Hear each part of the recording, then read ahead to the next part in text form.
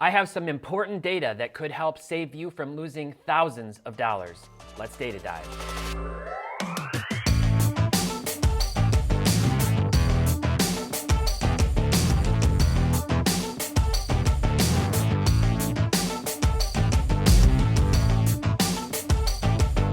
Hey everyone, welcome back to another episode of Data Dive powered by Market Movers. My name is Tyler Nethercott, better known as Teapot, and today I'm going back in time with several charts to help you temper your expectations about the long-term prospects of ultra-modern sports cards, as well as the short-term perils of buying at the wrong time. Sports card speculation and investing are not the same thing, and we're going to get into that in detail. As always, this video is brought to you by Market Movers. Whether you're collecting, investing, or speculating, Market Movers is the app that you need. Visit marketmoversapp.com and use promo code DIVE for your first 7 days free. Now let's get into the data. All right, so first, before we get into the data, a little bit of a primer. I mentioned that speculation and investment, they're two different things. They're both legitimate ways to try to make money in sports cards, but they do have some really important distinctions.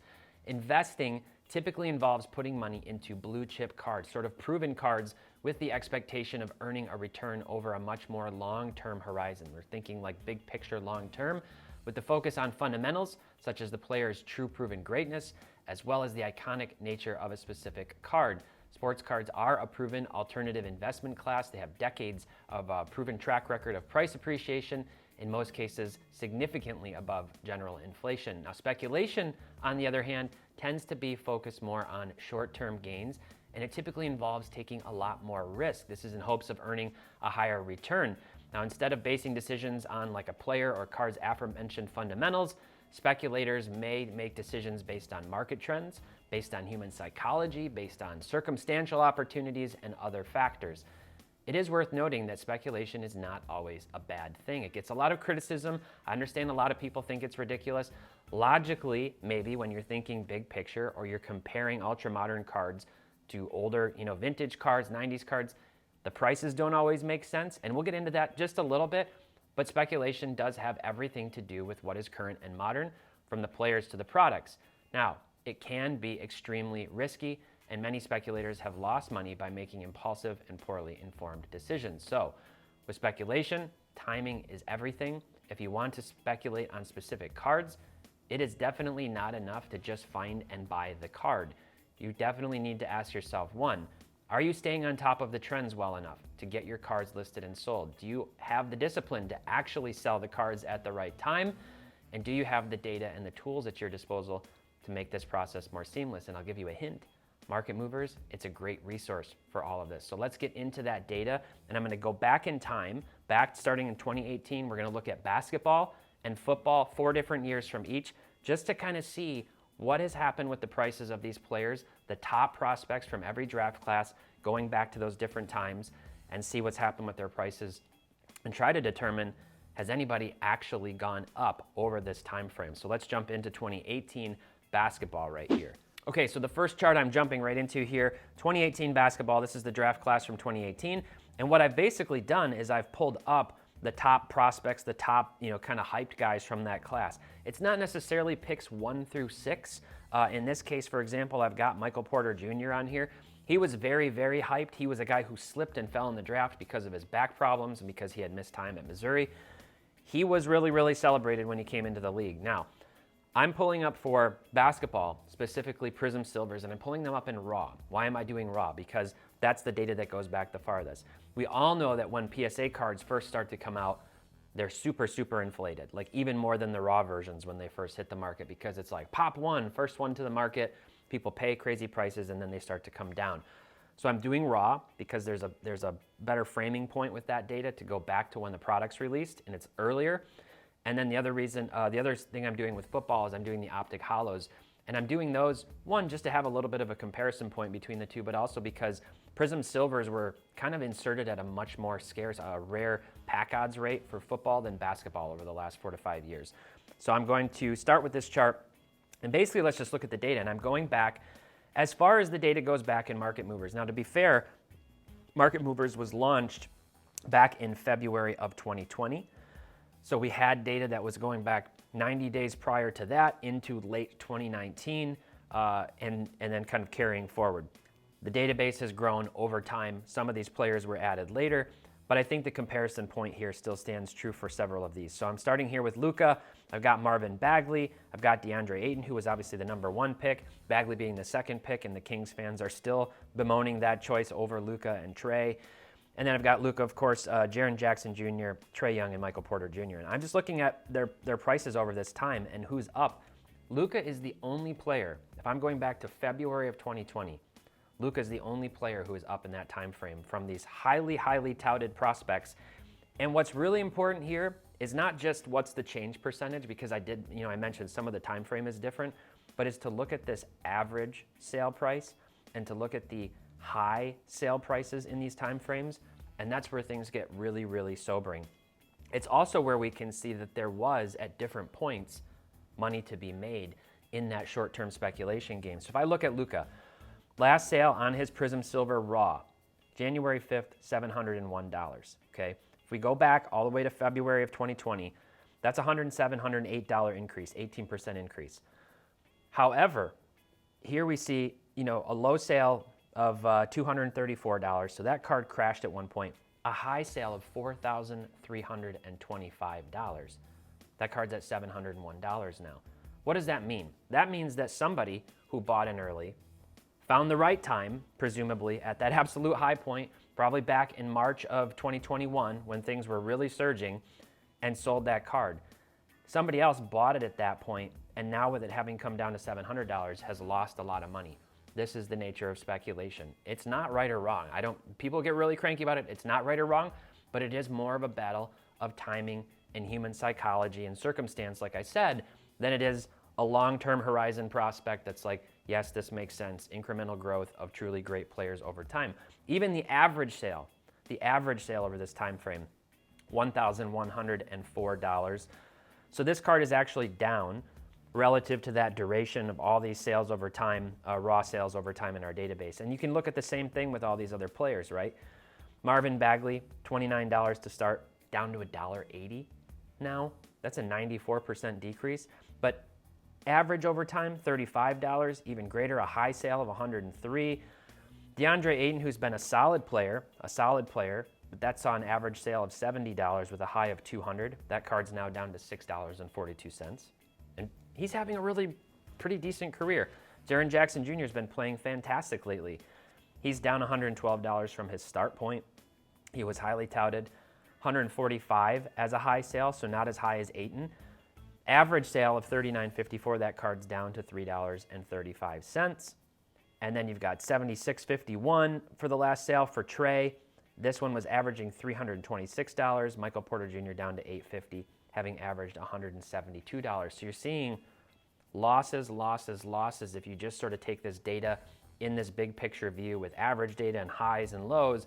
But again, this is painting a picture that there is money at different points, and that's sort of the game that people play. They rip the wax, they want to collect and trade and deal in current players. That makes a lot of sense based on human psychology, but the prices long-term, they're probably not going to sustain. Now, those of you who are astute, you're going to say, yeah, but the market has done some really exceptional, let's say extraordinary things, abnormal things over the last 3 to 4 years. That's absolutely true, but I think that as we look at all these other charts, we're still going to see a pattern or a trend irrespective of draft class and timing that shows the same tale. So let's jump to 2019.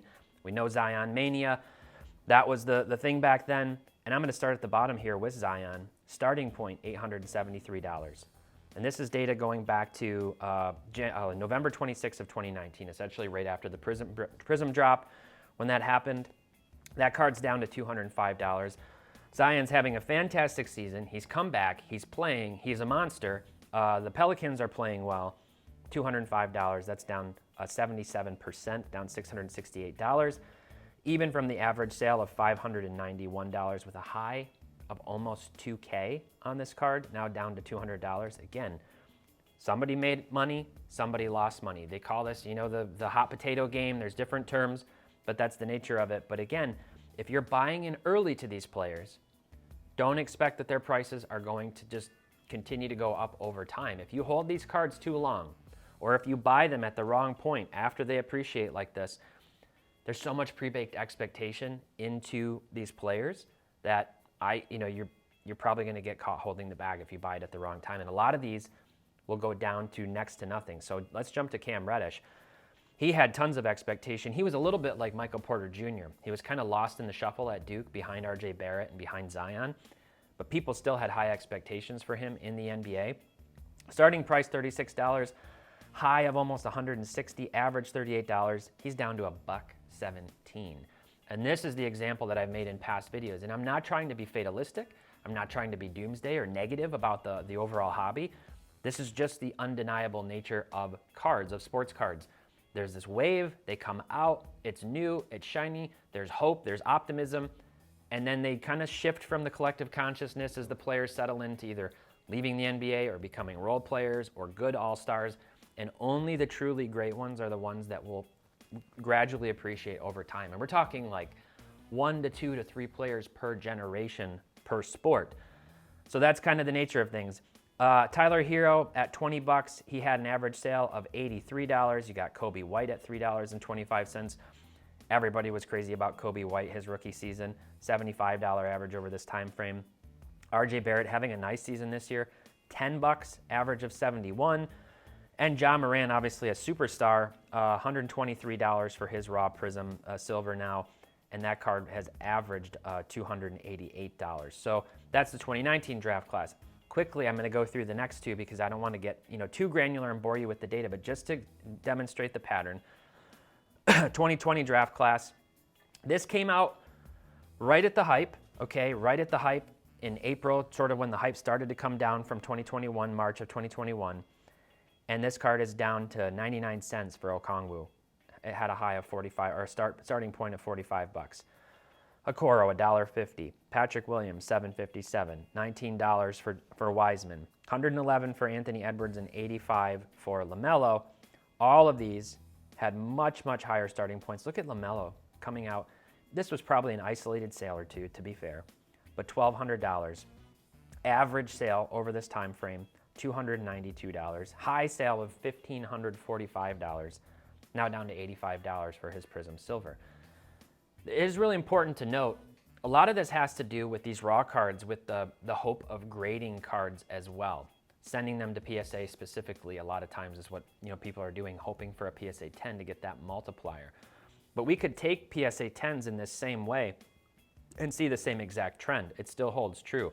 So there is part of the reason why people were paying up, because they're going, okay, if I'm going to buy this card and get the 3-4x multiplier over this on a PSA 10 for that price, I'm willing to pay these high price tags to turn it around. And that's, again, it has everything to do with the short-term flip game, as we say, instead of the long-term prospect. And then finally, 2021.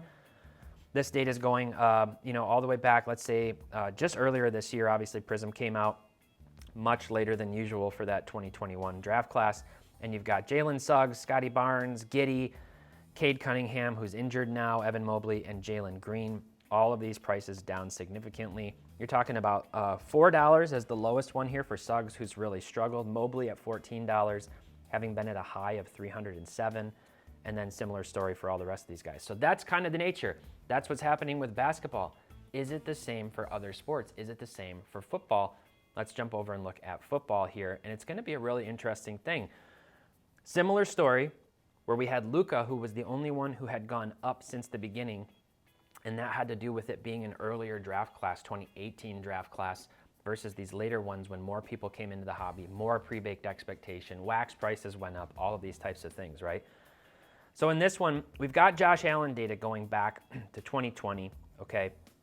Obviously, these rookie cards would have come out about a year prior to that, so I'm going back on Josh Allen's data. But even back then, a starting price of $16.61, most recently at $450, and he's actually up even from his average sale here at $251. So we know it was a little bit more a slower rise for Josh Allen. He really started to prove his dominance over the last couple of years. But $450, high of $645, which, all things considered, if you're looking at this chart, that's kind of in this price range here where people were paying those prices. It's not down that much relative to other cards in the market. But then all the rest of these guys, the other key guys here, we've got Saquon Barkley, I've got Baker Mayfield, I've got Sam Darnold. These guys are all down and obviously just haven't really worked out in general. Jumping to 2019, I've got 6 different quarterbacks here, and we're going to look at these prices, okay? I've got Jarrett Stidham. He started at $8. He's at $8.33. It's been a wild ride for Stidham fans. There were people who were going crazy when he was with the Patriots and saying, you know, okay, he might get a shot, so they were paying up. You see a high price here of $62. Obviously, it didn't work out. They draft Mac Jones. He gets a start or a couple starts here for the Raiders at the end of the season, and now people are like, oh, maybe he proved enough to be the Raiders starter next year. Who knows? Will Grier. Here's an example of a guy who obviously started out with no expectation. Analytics said that he might have really good chance of playing well in the NFL. He was low. It was a low entry point, $5.50. Now he's at $2. So if you would have bought Will Grier cards back in, at the beginning of this in 2019, you'd be saying, okay, I'm down $3.50 per card. Not exactly going to be crushing your bank account. These are the types of pickups where I talk a lot about floor versus ceiling. And some people really like to speculate on these guys who are very cheap. You can pick them up as part of bulk lots. You stick them in a box and you wait and see what happens. And you wait a few years, and if it's clear they're not going to play, then you sell them on ComC or at a show, or you give them away or whatever you do with them. Gardner Minshew, he was kind of a guy who got real popular for a while. So he had a high of $65 and on his Optic Hollow Raw, averaged $16. He's down to $3.50. Even having played for the Eagles now this season, I think Minshew Mania is officially over. Drew Lock was, what did he come in and win and go like 4-0, 5-0 at the end of that season for the Broncos? And then heading into the next year, everybody was going crazy for this guy. And then he was terrible. And obviously he didn't even get the start this year with Seattle over Geno. So he was at $43, down to $12, high of $168, average of $50. Daniel Jones playing well this year, surprisingly playing relatively well. The Giants are in the playoffs. He's down to $15. Obviously, there were really high expectations around him. And then finally, Kyler Murray, who had the highest expectations, who hasn't had a bad career, who's gotten a big payday, but he hasn't lived up to the hype, having been that number 1 draft pick. $80 to start, $81, currently at $45, high of $400. So if you look at this chart, and you would have gone back and said, who would be doing better right now? If they had bought cards then and then held them, who would it be doing better? Would it be the guy who loaded up on Daniel Jones and Kyler Murray cards and then put them in a box? Or the guy who bought Jarrett Stidham, Will Grier cards and put them in a box? Well, you'd be down a lot on Jones and Murray. You'd be down much less on Stidham and Grier. But again, there is that timing aspect, and that's why I brought that point up about discipline. You have to know when to sell. You have to be willing to sell them. And I talk to a lot of people who do this, who think they're doing it, and then they go, shoot, I missed my window. I missed my window to sell the cards, and now I'm actually down on them again when I could have made some money. Let's jump to 2020. In 2020, we've got Jalen Hurts, Tua, Jordan Love, Justin Herbert, Joe Burrow, this loaded quarterback class outside of Jordan Love, who hasn't proven anything, and all these guys are down in price. They're all down. Fantastic draft class, but again, this is back to that hype period when the market was absolutely crazy, okay? Important though, if you were to look at these prices and do like what I might call a market agnostic comparison and take the market as a whole, all cards in the market over this time frame going back to that February, March of 2021, many of these are not, the market overall is not down 87%. It is not down 88%. It's not even down 62% or 60% like these cards. It's probably down more like 40 to 45, 50% over that time frame, right? So these cards are still down more than the collective market as a whole, if you're taking vintage and all these proven cards into consideration. So again, all these guys, in spite of being young, up-and-comers, yes, they've seen price bumps along the way. They've seen a lot of opportunity to make money, but collectively they are down. This is why I always say don't buy early. Resist the urge to buy early. If you're ripping the wax and you pull one, sell it right away. You can always buy back in at a later price. Jumping to 2021, we've got Davis Mills, Justin Fields, Zach Wilson, Trey Lance, Trevor Lawrence, and Mac Jones. This is sort of the antithesis of 2020, which has had really good performances. This draft class, not so much outside of Trevor Lawrence, who started to come on late in the season, and maybe Justin Fields, who showed some flashes, at least of being able to run the ball. All their prices down significantly. Trevor Lawrence had all the expectation in the world and still has a lot to live up to if he's going to live up to those expectations. And then finally, I just wanted to make an example or a point here. And that point is, do not in football expect to buy defensive players and tight ends, positional players, or outside of this quarterback, receiver, running back, and make any money whatsoever if you buy in early or expect those cards to go up in the long term, because they will not. If you go back, look at Aaron Donald cards, look at the JJ Watt cards, look at all these cards, you can still get into those cheaper than what those cards came out with when there was all the hype. So that's what I always say, wait. If you want to collect these guys especially, just wait and have a little bit of patience over time, because all of them are going to be down. They're all going to come out really, really hot, okay? And then they're going to come down like this. Nick Bosa's having a fantastic season. He's probably going to win Defensive Player of the Year, 18.5 sacks. His prices are still down, from $30 to $650 on his Prism Silver, 78%. Just don't take these positions unless something drastically changes in the overall football market zeitgeist. Don't do anything with these types of positional players and expect to make any money on those. And then final thing, I said I was going to make some comparisons, right?